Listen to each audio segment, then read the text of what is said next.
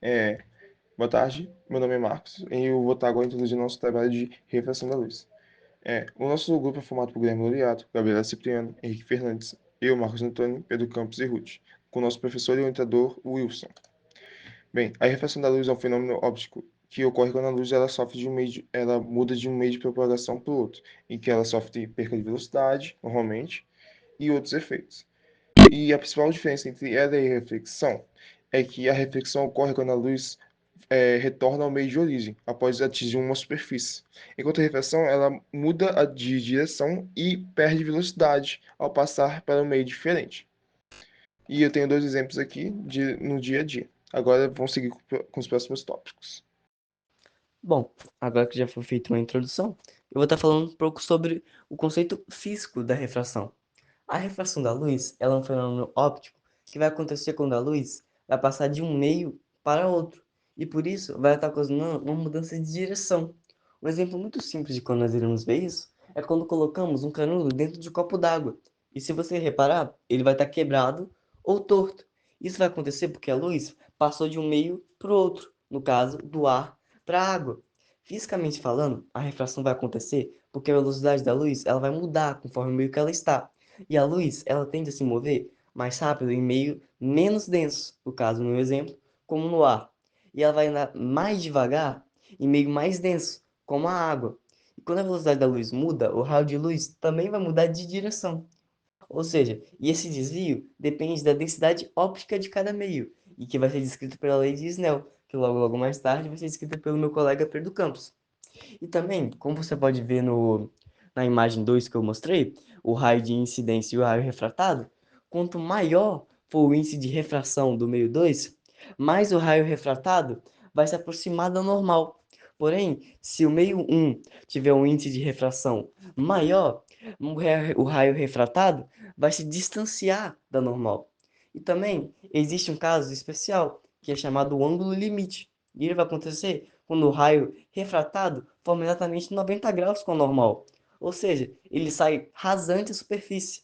Isso ocorre quando a luz vai de um meio mais denso para o menos denso. No caso aí seria da água para o ar. Se o ângulo de incidência for maior que o limite, a luz ela nem vai sair do meio. Acontece a chamada reflexão total interna. Então, basicamente, a refração mostra que a luz, ela não vai viajar igual em todos os meios. Ela vai estar mudando a direção quando essa luz quando a velocidade tende a mudar. Falar a respeito da lei de Snell, ou também chamada de lei da refração. Primeiramente, nós precisamos saber o que é essa lei, qual é a sua função. Ela tem como função descrever a conexão entre os ângulos de incidência e refração quando a luz passa de um meio para o outro com índices de refração diferentes. Então, basicamente, essa lei explica o porquê dos objetos, por exemplo, dentro da água parecerem assim quebrados ou movidos quando vistos da superfície. Isso é também fruto do resultado da mudança na velocidade da luz ao atravessar diferentes materiais. Então, em suma, o papel dessa lei é demonstrar esse fator. E essa lei ela é dada pela fórmula N1 vezes seno de θ1 igual a N2 vezes seno de θ2. O N1 ele significa índice de refração do primeiro meio, o N2 índice de refração do segundo meio, o θ1 ângulo de incidência entre o raio incidente e a normal, e o θ2, que é o ângulo de refração entre o raio refratado e a normal. Agora, já no segundo slide, eu trouxe um exercício para mostrar a veracidade dessa fórmula. O seu enunciado diz o seguinte: um raio luminoso incide sobre a superfície de separação entre o ar e o vidro com um ângulo. Agora, já no segundo slide, eu trouxe um exercício que mostra a veracidade dessa fórmula, a veracidade dessa lei. E diz o seguinte: um raio luminoso incide sobre a superfície de separação entre o ar e o vidro com um ângulo delta igual a 60 graus e refrata com um ângulo beta igual a 30 graus, como mostra a figura. Considerando seno de 30 igual a cosseno de 60 igual a 0,5, seno de 60 igual a cosseno de 30, que é igual a 0,87, o índice de refração do ar igual a 1 e o índice de refração do vidro igual a n.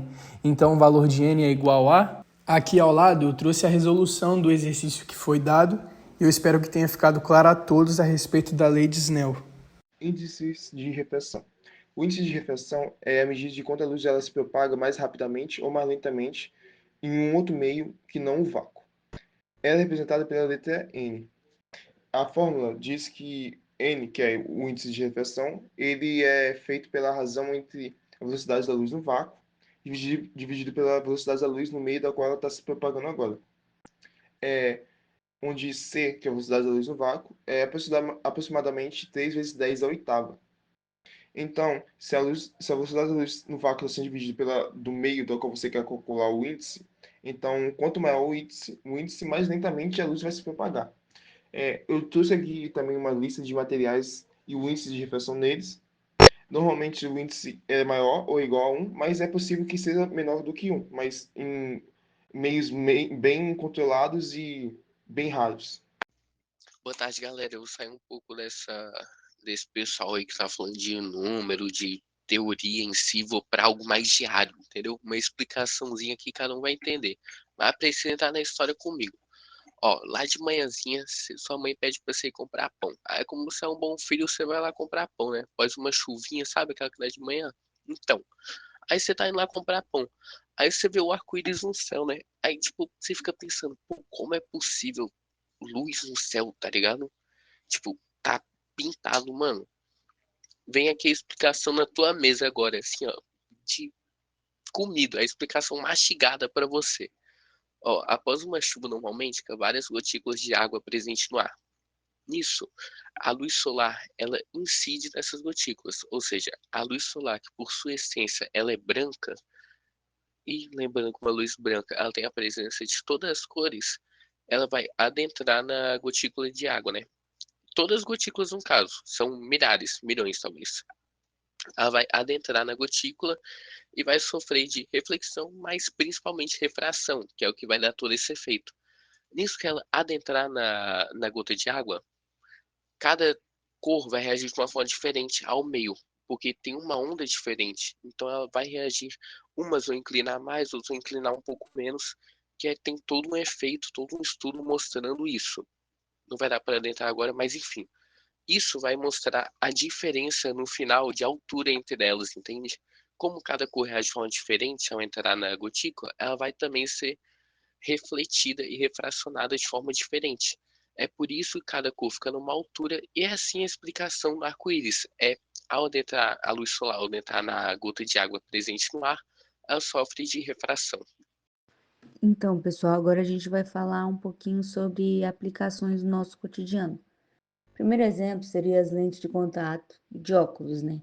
As lentes corretivas, elas funcionam com base na refração de luz, ajustando o caminho dos raios luminosos para que se formem exatamente sobre a retina, produzindo uma imagem nítida. No olho normal, por exemplo, a córnea e o cristalino refratam a luz corretamente. Quando isso não acontece, surgem problemas de visão. O que é muito comum entre as pessoas hoje em dia é a miopia. E o que acontece com a miopia?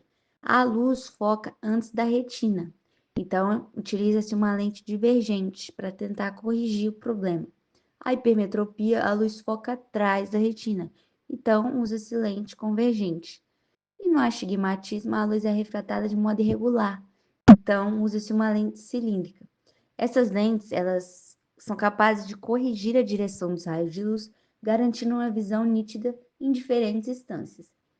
Já no segundo exemplo, que seria das câmeras fotográficas e filmadoras, as lentes das câmeras também utilizam a refração para focar a luz e formar imagens claras no sensor. A lente refrata os raios luminosos, fazendo-os convergir num ponto específico. Ajustar o foco ou o zoom, mudar o grau de refração, aproximando ou afastando a imagem. Já nas câmeras mais modernas, usam várias lentes combinadas para corrigir distorções cromáticas. Ou seja, assim como no olho humano, a câmera depende da refração para capturar imagens nítidas e bem definidas. Para concluir o nosso trabalho, a gente pode falar de como a refração da luz é um fenômeno muito importante porque ajuda a gente a entender como a luz se comporta quando passa de um meio para o outro. como por exemplo do ar para o vidro ou do ar para a água, e ela não é só um conceito teórico da física, mas algo que realmente faz parte do nosso cotidiano. Por exemplo, quando a gente enxerga com óculos ou lente de contato, como as câmeras focam as imagens e fenômenos como o arco-íris acontecem. Então dá para dizer que estudar a refração é entender um pouco mais sobre o funcionamento da luz e como ela influencia tanto na tecnologia quanto as coisas naturais que a gente observa. É um tema que mostra o quanto a física está presente em tudo, desde o que a gente usa no dia a dia até os fenômenos que a natureza nos mostra.